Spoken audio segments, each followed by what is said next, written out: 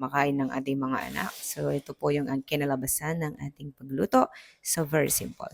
Kamatis, bawang, yung ating pong itlog, bigyan ng konting seasoning and asin, and scramble it. At pagkatapos po, hiwain po natin ng ganito ang ampalaya. Ibabad ng may asin sa tubig. Yan. Pagkatapos pong binabad yan, hugasan nyo po ng tubig ulit para hindi masyadong mapait. Okay, so ito po, pinagprituhan ko lang ng isda kasi pinatneran ko po ng ah, ano, daing at saka sapsap. Yan. So yan, gisa po natin, bawang kamatis, lagyan na natin yung ating palaya, bigyan ng konting tubig, yan, at seasoning po natin. Yan. So, ang ano po sa gulay ay malakas ang apoy.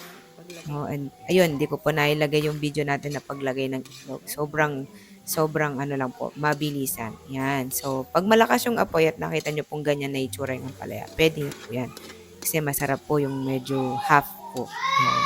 So, yan po yung ating gulay ngayon. At super simple at siyempre budget friendly at healthy pa para sa iyong buong pamilya at partneran mo rin ng yung favorite na isda. Thank you and God bless.